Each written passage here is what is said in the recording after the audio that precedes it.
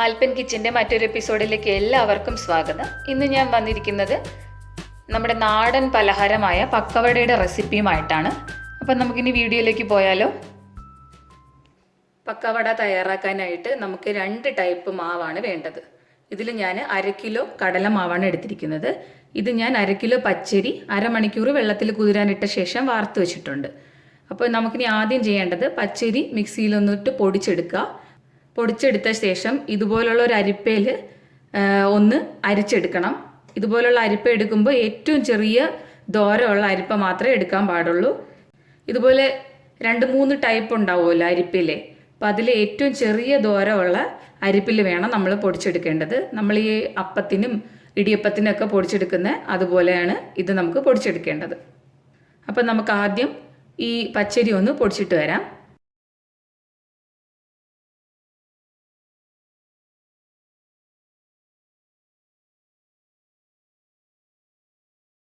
മാവ് ഞാനിതെല്ലാം പൊടിച്ചെടുത്തിട്ടുണ്ട്. ഇനി നമുക്ക് ഈ 2 മാവും ഒരു ബൗളിലേക്ക് മിക്സ് ചെയ്തെടുക്കാം.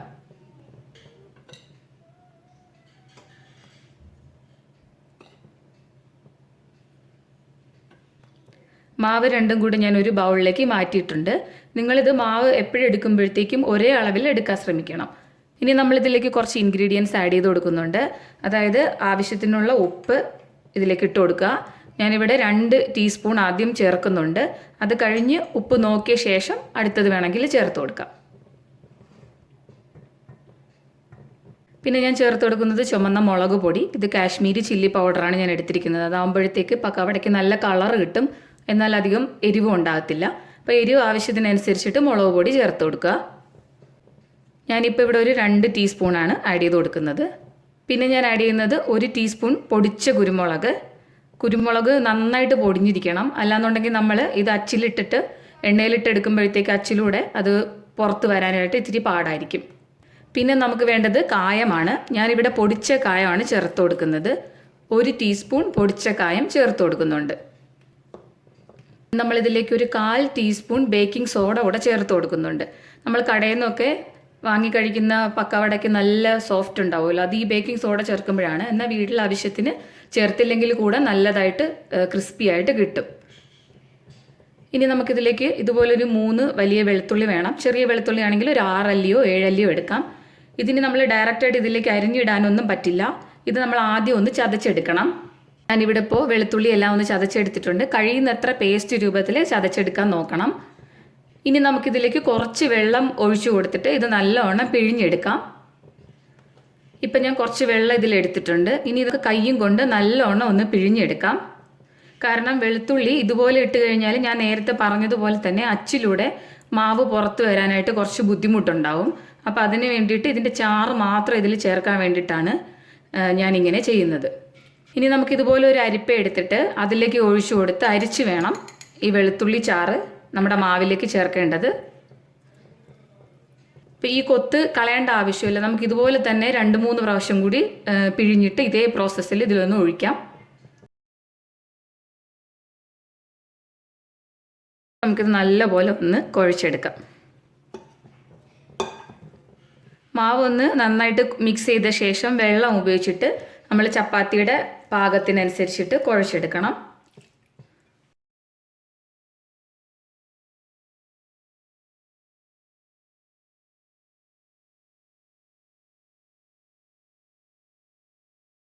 നിങ്ങൾ ഈ മാവ് കുഴയ്ക്കുമ്പോൾ ഒത്തിരി വെള്ളം കൂടി പോകാതെ ശ്രദ്ധിക്കണം. അല്ലാന്നുണ്ടെങ്കിൽ നമ്മൾ വറുത്തെടുക്കുമ്പോൾ ഈ പക്കവട ഒത്തിരി അങ്ങ് എണ്ണ കുടിക്കും.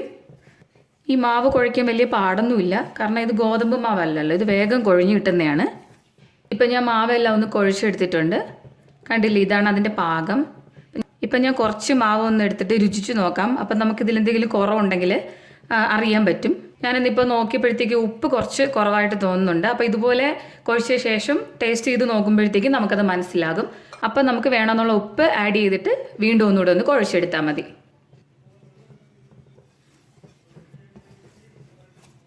ഇപ്പം ഞാനിതെല്ലാം കൂടി ഒന്നുകൂടെ ഒന്ന് മിക്സ് ചെയ്ത് കൊടുത്തു. നമുക്ക് ഈ മാവ് റെസ്റ്റ് ചെയ്യാൻ വെക്കേണ്ട ആവശ്യമൊന്നുമില്ല. നമുക്കിപ്പം തന്നെ അത് സേവാനാഴിയിലേക്ക് നിറച്ചിട്ട് വറുത്തെടുക്കാവുന്നതാണ്. നമ്മൾ പക്കവട ഉണ്ടാക്കുമ്പോൾ സേവാനാഴിയിൽ ഈ ഒരു അച്ചാണ് എടുക്കേണ്ടത്. നമുക്കിനി മാവ് ഈ അച്ചിലേക്കൊന്ന് ഫില്ല് ചെയ്യാം.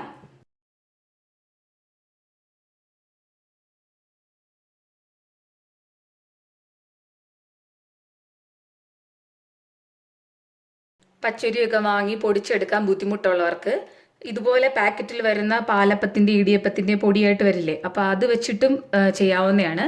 ഞാൻ അത് വെച്ചിട്ടും ചെയ്ത് നോക്കിയിട്ടുണ്ട്. പക്ഷേ എനിക്ക് തോന്നുന്നത് ഇതിൽ കുറച്ച് അവർ ഫ്രൈ ചെയ്തിട്ടായിരിക്കും പാക്ക് ചെയ്തേക്കുന്നത്, ഒന്ന് വറുത്തെടുത്തിട്ടായിരിക്കും മാവ് പാക്ക് ചെയ്തേക്കുന്നത് കേടുകൂടാതിരിക്കാനായിട്ട്.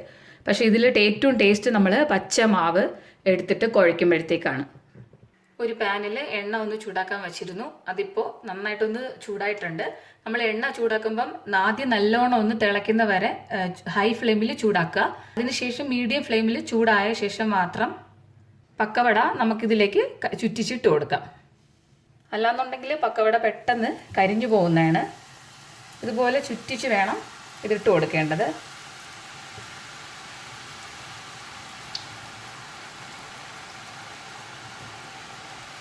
ഇത് വളരെ പെട്ടെന്ന് തന്നെ ആയി കിട്ടും. അതുകൊണ്ട് എപ്പോഴും നമ്മൾ കുറച്ച് കെയർഫുള്ളായിട്ട് നിൽക്കണം. പെട്ടെന്ന് തന്നെ ഒന്ന് തിരിച്ചിട്ട് കൊടുക്കാം.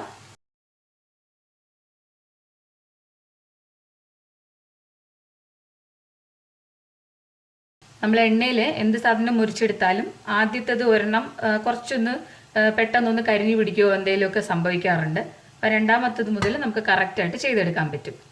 ഇതിപ്പോൾ തന്നെ ആയിട്ടുണ്ട്. നമുക്കിതൊന്ന് മാറ്റിയെടുക്കാം. ഞാനിവിടെ ഇപ്പോൾ ഒരു ടിഷ്യൂ വെച്ച പാത്രത്തിലേക്കാണ് ഇത് മാറ്റുന്നത്. ഇനി നമുക്ക് ഇതുപോലെ തന്നെ അടുത്തത് ചെയ്തെടുക്കാം.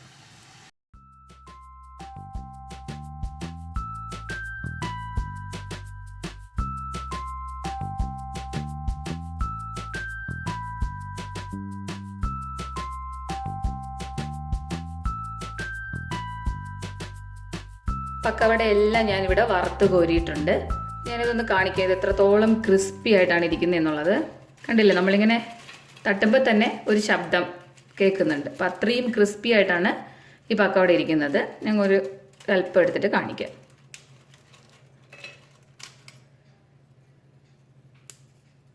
അത്രയും നല്ല ക്രിസ്പി ആയിട്ട് നമുക്ക് വീട്ടിൽ തന്നെ ഈ പക്കവട തയ്യാറാക്കി എടുക്കാൻ പറ്റും. നമ്മൾ കടയിൽ നിന്നൊക്കെ വാങ്ങിക്കഴിക്കുന്ന പക്കവടയ്ക്ക് നല്ലൊരു ചുമന്ന കളറായിരിക്കും ഉണ്ടാവുക. അത് അവർ ഫുഡ് കളർ കുറച്ച് ആഡ് ചെയ്തിട്ടാണ് ഉണ്ടാക്കിയെടുക്കുന്നത്. നമ്മൾ വീട്ടിൽ കഴിക്കാനായിട്ട് അതിൻ്റെ ഒന്നും ആവശ്യമില്ലല്ലോ. അപ്പോൾ ഇതെല്ലാവർക്കും ട്രൈ ചെയ്ത് നോക്കാൻ പറ്റുന്ന ഒരു അടിപൊളി റെസിപ്പിയാണ്. അപ്പോൾ എൻ്റെ ഈ റെസിപ്പി നിങ്ങൾക്ക് ഇഷ്ടമായെങ്കിൽ നിങ്ങൾ മറ്റുള്ളവർക്ക് കൂടെ ഒന്ന് ഷെയർ ചെയ്യാൻ മറക്കരുത്. എൻ്റെ ചാനൽ ഇതുവരെ സബ്സ്ക്രൈബ് ചെയ്തിട്ടില്ലാത്തവർ ദയവായി ഒന്ന് സബ്സ്ക്രൈബ് ചെയ്യൂ, ലൈക്ക് ചെയ്യൂ. നിങ്ങൾക്ക് ഇഷ്ടമായെങ്കിൽ കമൻറ്റിലൂടെ എഴുതി അറിയിക്കാനും മറക്കരുത്. അടുത്ത എപ്പിസോഡിൽ മറ്റൊരു വിഭവമായിട്ട് നമുക്ക് വീണ്ടും കണ്ടുമുട്ടാം.